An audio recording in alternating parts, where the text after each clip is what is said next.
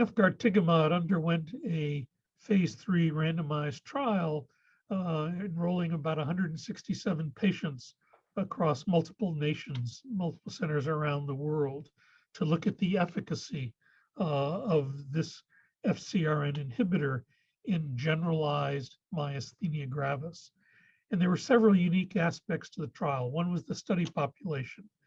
Heretofore, all studies in MG included only patients who had antibody to the acetylcholine receptor. The FDA was convinced to look at a small subset of non-acetylcholine receptor antibody positive patients, 20%. They would not be included in the primary analysis, but would be a window on the response to the therapy. And then patients were randomized 1-to-1 treated, 4 infusions on a weekly basis of 10 milligrams per kilogram of active study drug or placebo, and then monitored.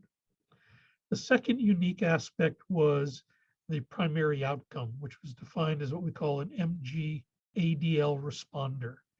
And that was the MG Activities of Daily Living score, which is the standard FDA mandated outcome measure, was modified to say we want a 2-point change, but they have to sustain this improvement for 4 consecutive weeks. And the improvement had to begin within a week of their last infusion. So if you only had this response for 3 of the 4 weeks down the road, you weren't a responder, even though you may have been better. And then the retreatment criteria was that you had to return to your pre-infusion ADL score within 2 points before you were allowed to be retreated, and then you got a second cycle. And what the data showed that nearly 70% of patients achieved this ADL responder versus some 30% in the placebo arm. And placebo responses are bane in MG trials. They can go as high as 42% in some of our trials, and there are numbers of reasons why. When we look at that response, what we also noted was that individuals achieved what we call minimal symptom expression. Those individuals who had ADL scores of 0 or 1, which means essentially no disease.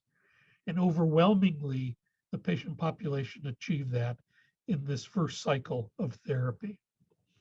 Then the question came, how reproducible is it? And so those individuals going into cycle 2, what we noted is that their response was similar to cycle 1 for the antibody positive population and the overall population as well. The response was rapid in both instances, seeing response within 1 infusion, clearly by 2 infusions. The nadir was reached a week after their 4th infusion, and then the antibody level and the IgG level rose back to baseline, where the placebo arm, no such change was seen. Critically, there was no alteration of albumin because FCRN also can modulate albumin, and there was no change in cholesterol, though that may be related to an albumin situation as well. And they're all subclasses, IgG1, IgG2, 3, and 4, all demonstrated this kind of response. What we also found, as I already talked about, was the durability of the drug, and that more than half had in excess of 2 to 3 months improvement, small numbers, much less so. So clearly a beneficial response, much better than plasma exchange and IVIG, in my own personal opinion. And so we found this to be highly efficacious.